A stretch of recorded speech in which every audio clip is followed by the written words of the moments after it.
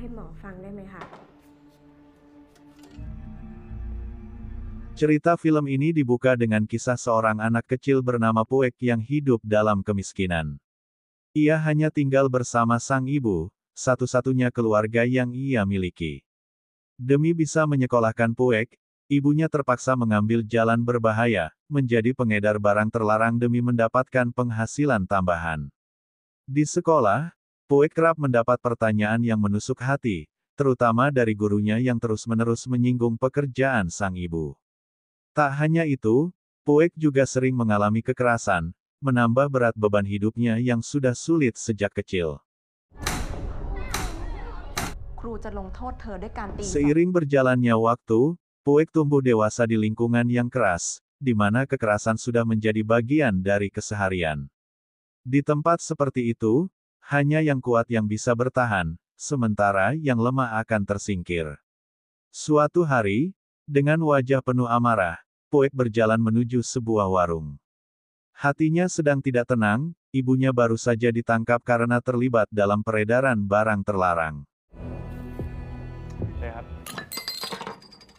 Di warung itu, Puek bertemu dua pemuda yang dulu sering membeli barang haram dari ibunya.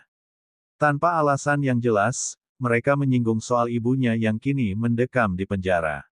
Amarah Puek sempat ditenangkan oleh sang pacar, namun kedua pemuda itu justru semakin menjadi-jadi dengan ejekan mereka.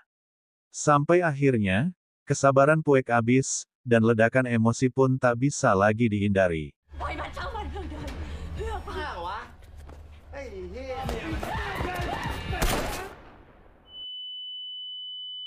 Puek kini harus menghadapi konsekuensi atas perbuatannya dan dibawa ke penjara. Karena usianya yang masih remaja, ia ditempatkan di pusat tahanan remaja. Di ruang interogasi, Puek dipertemukan dengan seorang tahanan baru bernama Fluke. Diketahui kalau Fluke ini merupakan seorang waria di kotanya. Keduanya kemudian diinterogasi oleh kepala sipir yang ingin tahu alasan mereka masuk penjara. Puek mengaku bahwa ia telah menghabisi seseorang yang menghina ibunya, sedangkan Fluke dituduh sebagai pengedar barang terlarang, padahal ia sama sekali tidak pernah terlibat dalam aktivitas itu.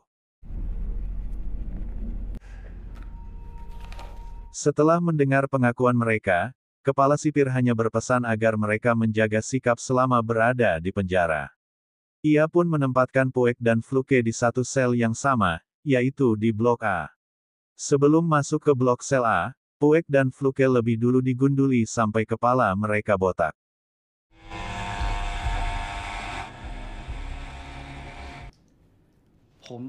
Di dalam Blok A, semua tahanan berada di bawah kendali seorang pria kejam bernama Bir.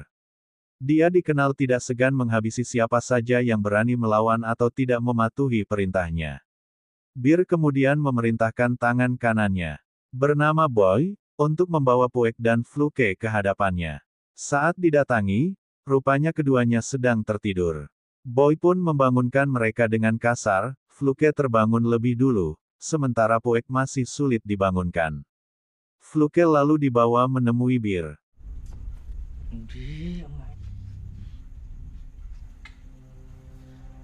Yang langsung menjelaskan aturan keras di blok tersebut. Menurut Bir, semua tahanan baru wajib menuruti segala perintahnya tanpa pengecualian. Siapapun yang berani menolak, akan menjadi sasaran amukan para tahanan lainnya. Setelah itu, Bir memaksa Fluke untuk menuruti keinginannya. Fluke yang ketakutan pun terpaksa menurut, meskipun jelas ia tidak menginginkannya. Setelah itu, Bir menyuruh Boy untuk memberi pelajaran kepada Puek, yang sejak tadi hanya bermalas-malasan dan tidur.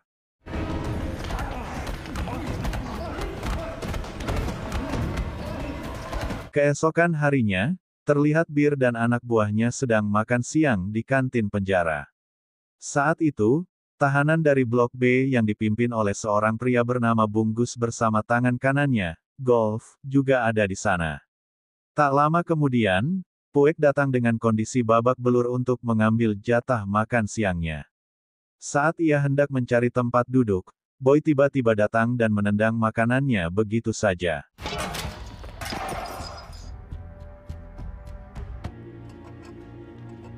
Puek yang sudah sangat kesal nyaris kehilangan kesabaran dan ingin melawan, namun ia memilih menahan diri dan bersabar.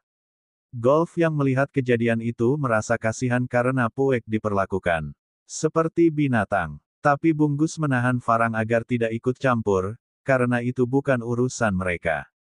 Sore harinya, saat Puek sedang mandi bersama tahanan lain, Bir dan anak buahnya mendatanginya. Mereka mengatakan bahwa mandi di situ tidak gratis, dan Puek harus membayar jika ingin terus mandi. Puek menjelaskan bahwa dia benar-benar tak punya uang sepeser pun, sehingga tak tahu harus membayar dengan apa. Mendengar itu, Bir berkata kalau begitu, Puek cukup berlutut di depannya.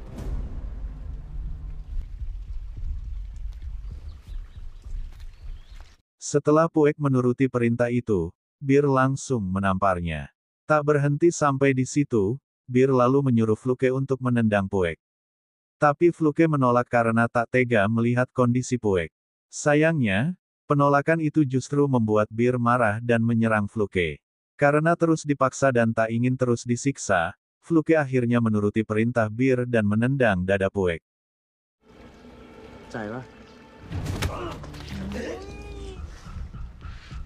Setelah itu, Bir menyuruh Boy untuk ikut menendang. Tanpa ragu, Boy melayangkan tendangan sambil mengejek, mengatakan bahwa Puek pasti akan langsung memanggil ibunya. Namun, justru karena mendengar kata "ibu", Puek tiba-tiba bisa menahan tendangan itu. Sayangnya, hal itu dianggap sebagai perlawanan. Akibatnya, Puek dikeroyok ramai-ramai hingga akhirnya tergeletak tak sadarkan diri. Dalam keadaan pingsan, Puek bermimpi tentang masa lalunya. Saat itu, ia sedang mengikuti kejuaraan tinju remaja. Tapi lawannya jauh lebih tangguh dan berpengalaman, hingga Puek tumbang di atas ring. Saat pulang ke rumah, ibunya langsung merawat lukanya. Sang ibu sempat memohon agar Puek tak lagi ikut bertinju karena hanya membuat tubuhnya terluka.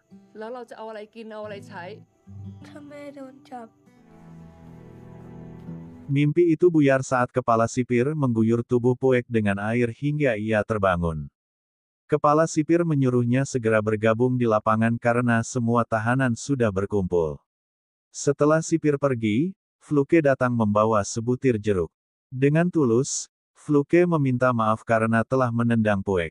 Tapi Puek memakluminya dan tak mempermasalahkan kejadian itu. Setelah itu, Fluke menuju ke lapangan. Namun, sesampainya di sana, dia langsung diserang oleh Bir yang marah karena mengetahui Fluke telah membantu Puek. Untungnya, Puek muncul tepat waktu dan menantang Bir untuk bertarung. Saat duel hampir terjadi, Farang maju dan meminta Bir untuk menghentikan pertarungan. Farang mengatakan bahwa kondisi Puek sudah parah dan tidak pantas jika duel tetap dilanjutkan. Ia pun menawarkan diri untuk menggantikan Puek dalam duel tersebut. Jika Farang menang, maka Puek dan Fluke harus dipindahkan ke sel Blok B. Namun, di saat yang sama, Bunggus ikut campur dan meminta Farang untuk mundur. Bunggus kemudian bernegosiasi dengan Bir dan membuat kesepakatan, Bir harus memilih satu dari mereka untuk dipindahkan ke Blok B. Akhirnya, mereka memutuskan untuk membawa Puek ke Blok B.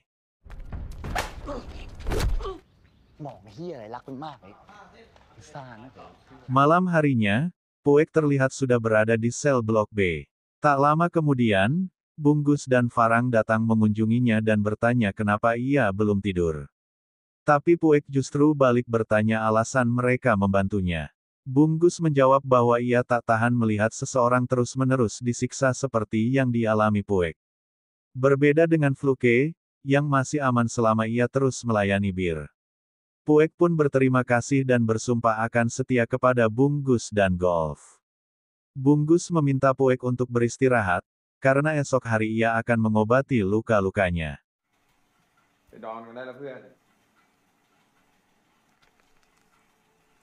Sementara itu, di Blok A, Bir masih menyiksa Fluke karena ia masih kesal atas kejadian sore tadi, terutama karena Fluke sempat memberikan jeruk kepada Puek. Sebagai hukuman, Bir memaksa Fluke untuk tidur tanpa alas agar Fluke bisa merasakan hidup seperti binatang. Keesokan harinya, hubungan Puek dengan Bunggus dan Farang terlihat semakin akrab. Ketiganya tampak saling mendukung dan memiliki solidaritas yang kuat.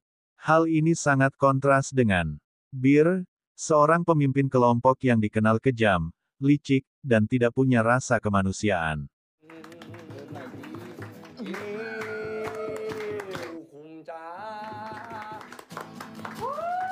Beberapa hari kemudian, Puek mendapat kunjungan dari pacarnya.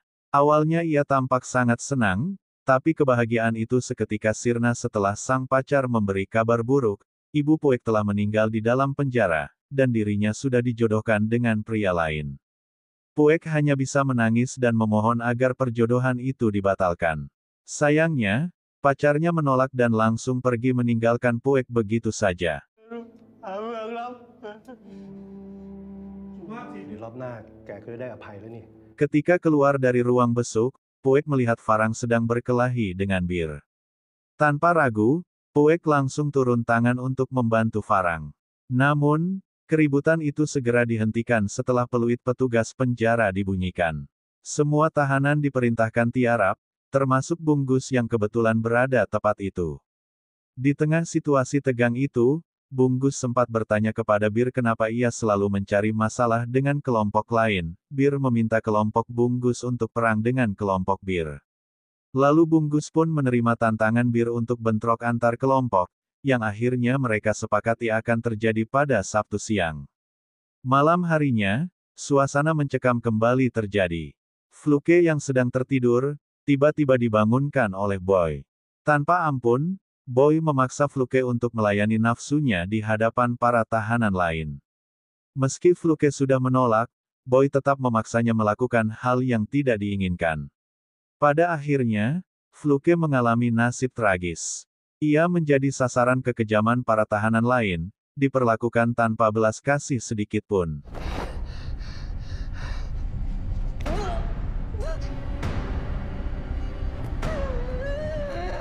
Tubuhnya hanya bisa tergeletak lemah, hingga kemudian Bir dan salah satu anak buahnya datang membawa sebilah pisau kecil.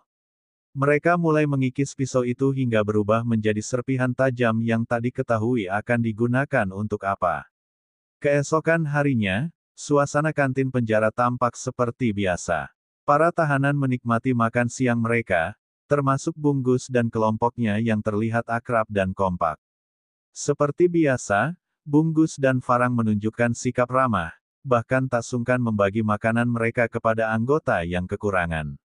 Namun, suasana berubah saat Fluke tiba-tiba menghampiri Puek dan langsung merebut makanannya. Tanpa berkata banyak, Fluke melahap habis makanan itu, membuat Puek kebingungan dan bertanya-tanya apa yang sedang terjadi. Tak lama setelah itu, Fluke memegangi lehernya dan memuntahkan darah. Melihat kejadian itu, Bunggus langsung menyadari kalau ini pasti ulah Bir. Ia meminta Puek untuk tidak menolong Fluke, karena nyawanya sudah tak tertolong lagi. Ternyata, Bir telah memasukkan bubuk hasil kikisan pisau ke dalam mulut Fluke, merusak tenggorokannya secara brutal. Penuh amarah, Puek mendatangi kelompok Bir yang sedang makan. Nyaris terjadi perkelahian, tapi Farang berhasil menahan Puek. Tak lama, Bunggus pun mendekati Bir dan menyebutnya sebagai manusia kejam yang hanya berani terhadap orang yang lemah. Bunggus menyatakan bahwa ia tak bisa lagi menahan diri, perang melawan kelompok Bir tak bisa dihindari. Mereka pun sepakat untuk memajukan jadwal pertarungan ke hari Selasa. Bir pun menerima tantangan itu dengan penuh semangat, karena ia sendiri sudah tak sabar untuk menghabisi kelompok Bunggus.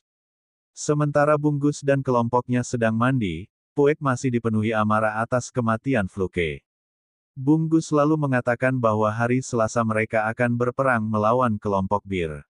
Ini jadi kesempatan bagi Puek untuk melampiaskan kemarahannya.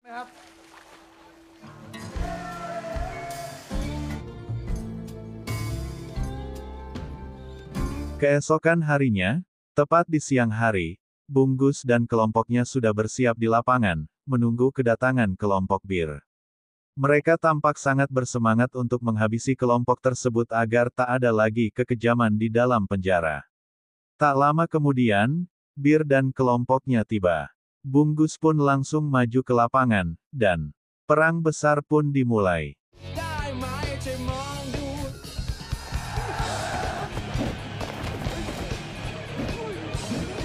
Di tengah pertempuran, Bir menggunakan cara licik hingga berhasil menusuk perut Bunggus beberapa kali. Pada saat yang sama, para sipir mengetahui keributan ini. Mereka segera datang dan memaksa semua tahanan tiarap. Kepala sipir menghajar mereka dengan pentungan dan mengancam akan menambah hukuman 5 tahun jika terjadi keributan lagi.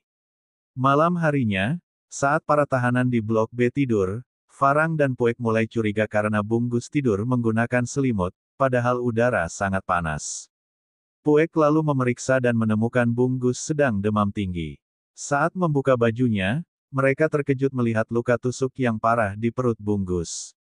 Farang segera membangunkan semua tahanan untuk mencari obat di kantong masing-masing, sementara Puek mencoba menahan luka Bunggus yang makin memburuk.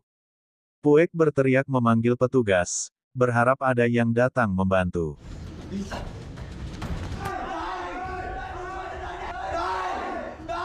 Tapi meski sudah berkali-kali dipanggil, tak satu pun dari mereka muncul. Dalam kondisi sekarat, Bunggus meminta Puek untuk berhenti memanggil karena itu sia-sia. Ia lalu berpesan kepada Puek dan Farang agar membalaskan dendamnya pada Bir, karena semua ini ulahnya. Bunggus juga meminta mereka untuk tidur di sampingnya. Tak lama setelah itu, Bunggus menghembuskan napas terakhirnya.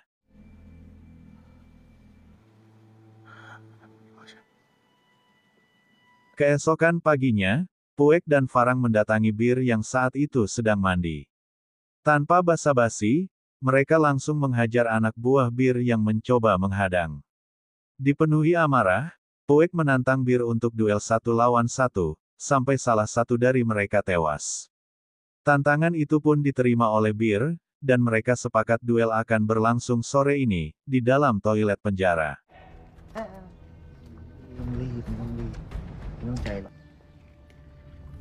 Usai perjanjian duel, Puek yang ditemani Farang terlihat mengasah pisau. Farang pun penasaran dan bertanya, kenapa harus duel? Kenapa tidak langsung perang saja? Puek menjawab, kalau mereka berperang, petugas bisa saja menghentikan mereka.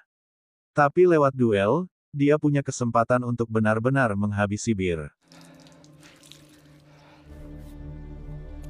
Sore harinya, Puek, Farang, dan para anak buahnya sudah bersiap menanti. Tak lama kemudian, Bir muncul bersama Boy.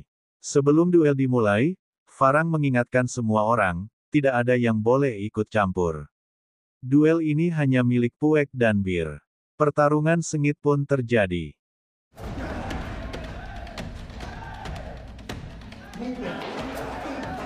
Puek sempat terkena luka di lengan akibat sabetan pisau.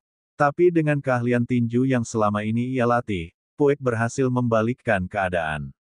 Bir dibuat tak berdaya. Boy sempat ingin turun tangan membantu, tapi Farang langsung mengingatkan, jangan langgar perjanjian. Hingga akhirnya, Puek mengunci leher Bir, dan membunuhnya. Aksi ini diketahui oleh kepala sipir, dan semua pihak langsung diamankan.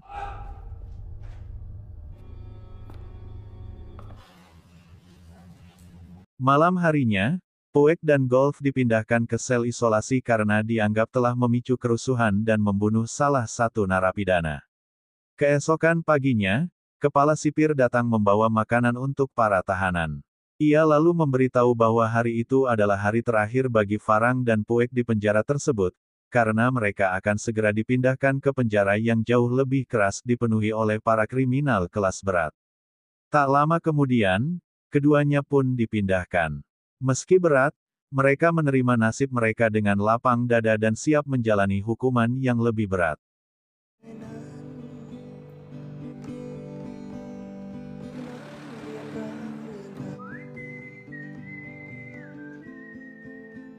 Dan disinilah kisah mereka berakhir.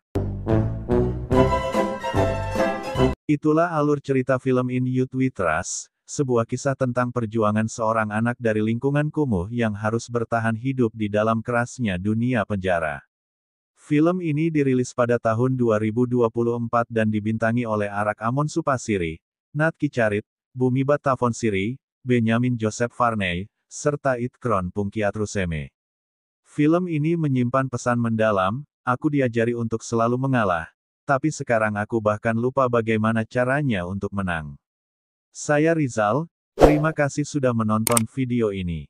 Jangan lupa untuk like, subscribe, dan aktifkan lonceng notifikasinya biar kamu nggak ketinggalan video-video menarik lainnya.